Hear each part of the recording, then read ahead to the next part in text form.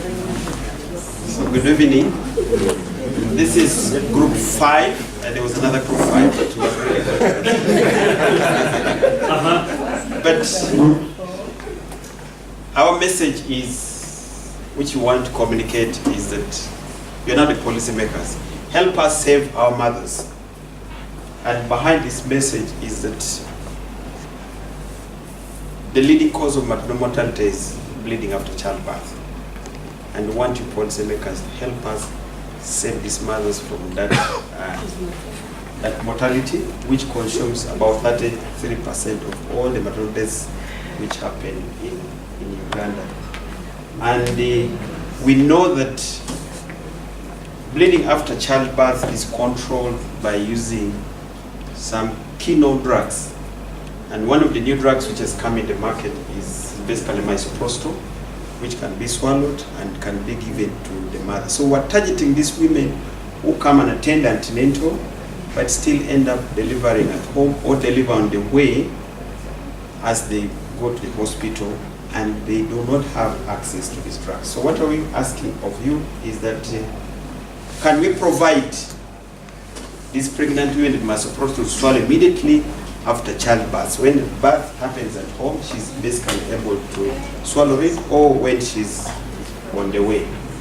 And our audience is the policy makers, which are you here. And basically, how are we going to do this is through policy briefs and then a PowerPoint presentation where we shall have basically evidence eliciting about the use of misoprostol, how effective it is, and where it has been used within the country and regionally, and how safe it is in the hands of mothers. And for the policy briefs, we believe it is so cheap. 100 policy briefs for the policy makers might cost us about 100,000 Ugandan shillings, which is really very cheap. M&E, we want you, the policymakers, to approve so that we can have a policy that women can be given power to handle this drug in their hands. That when they deliver, they're able to basically swallow it, and also help us approve that we're able to develop guidelines to implement basically this policy. This is the key message which should have actually come up. I think the computer made it appear in the bottom. But our challenge is getting the policymakers. They are a bit busy, a busy group, to convene them together. But our plan is that we shall use within the Ministry of Health. There are different groups, that's the technical working groups, and we want to use them to reach the policymakers, so that when the policymakers are meeting, we are able to pass our message to them. And the second challenge is the fear of misuse of misoprostol.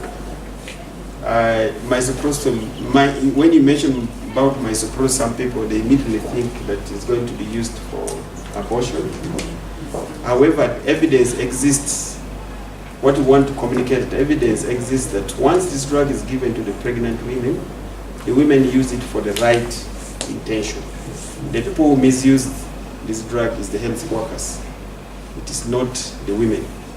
So give the women the tablets, they will use it for prevention of excessive bleeding after childbirth. Thank you.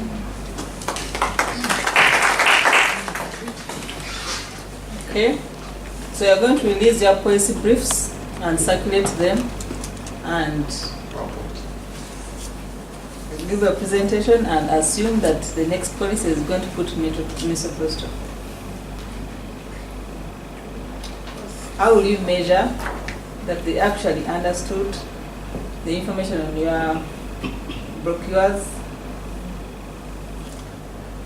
One of the measurements we think is that, when you meet with the policymakers, they are going to take minutes, and in their minutes they are going to say, yes, we've approved it, and maybe they will give us an extract of that minute.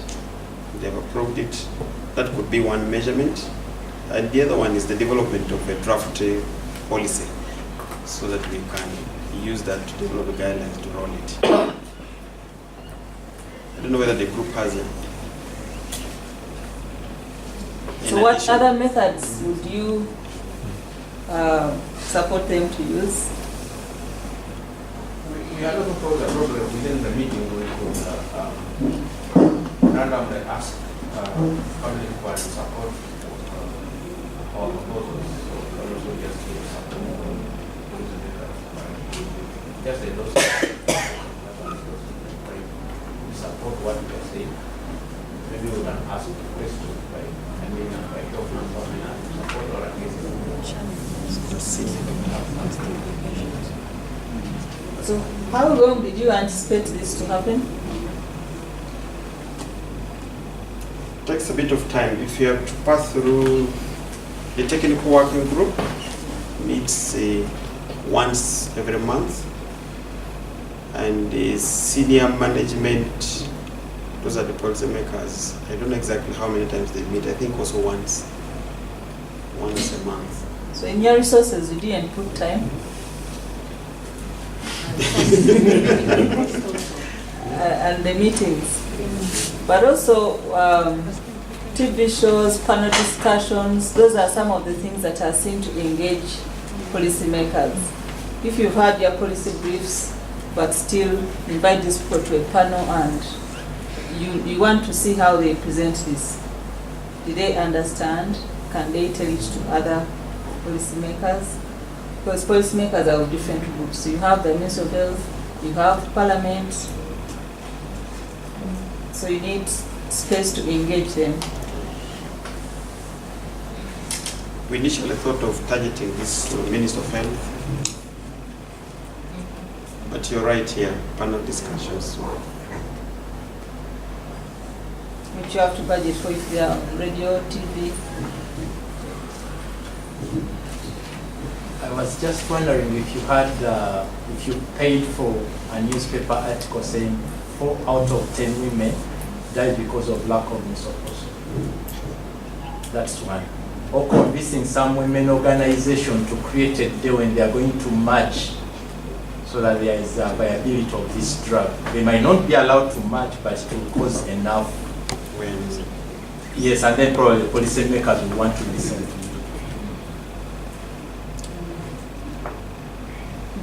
So I'm the minister. I'm the Minister of Health. What do you want from me? I want you to endorse this so that we can draft the policy. Yay, great. So I've endorsed it. What difference does this make? Budget for it. I love it. My budget is controlled by the president. How much budget do you want? What's your timeline? How do we roll this out in the country?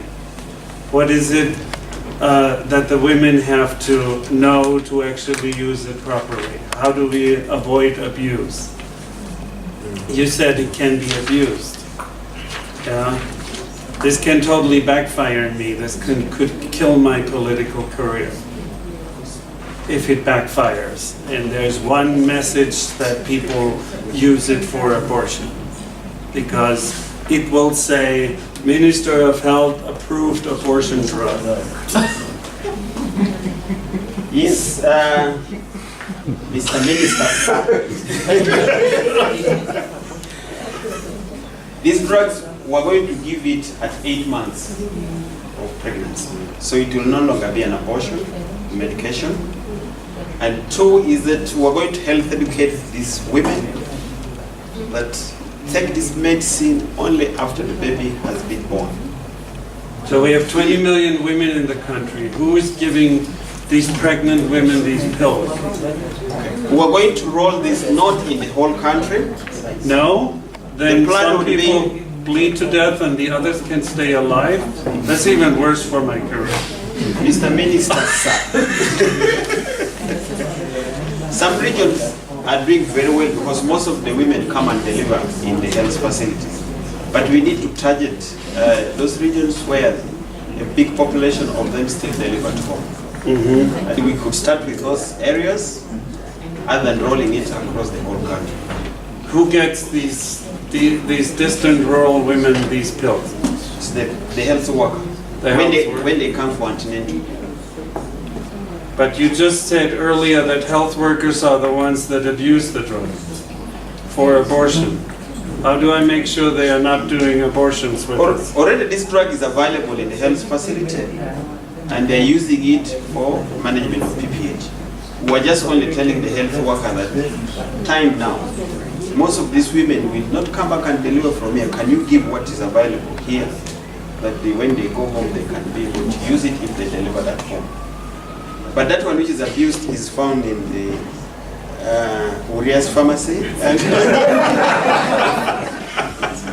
That is the one, but not the one which is provided for the women themselves. So what I'm just testing is that you get maybe a lot of pushback with your message. While you have the best intentions, that because it can go both ways. You have to create a message that is so convincing that I will say, yes, this is the right thing to do, this is a smart thing to do, and you have already solutions ready for me to actually adopt. And if you go with 100 colleagues to Parliament in every single office and deliver this message, you've had a one-on-one conversation with every single politician, and you have a sense of how much pushback you get from these different. Because just writing a policy brief, that's great. We love writing policy briefs. But my aide hopefully reads it, and when I need it, they will let me know that this policy brief exists. Does it change my behavior or my emotional stance against this? Absolutely not. Only if I deliver the message personally and have a message that takes a woman that you lost, that was near and dear to you, and that could have been saved based on this. Then you have the attention of that staffer or even of the member of Congress or of Parliament. Sorry. So that's what gets the message across. Not the policy brief. The policy brief can be afterwards a summary of all of your efforts. That you send to all 100 politicians a direct message. Here are some speaking points for you when this comes up in Parliament. And this issue will be discussed. Maybe you need a champion. This issue will be discussed on Tuesday at 10 o'clock. So you're alerting them already, okay, maybe somebody makes actually an entry in their calendar to say, yes, I will be at 10 o'clock at Congress, and listen to that and speak in favor of it. And you would also need to know how many people speak in favor and how many speak against, because Parliament records this. So, or having a woman with you that underwent extensive bleeding and was saved by that, wow, that's a golden winner. Because now it's not only you delivering this message as a clinician, you have somebody who has first-hand experience with this. Influencing political will is a long process, and you have to take it in often for years or decades before something is changing. But all of that needs a real communication strategy if you want to go in that direction. Next group. Thank you.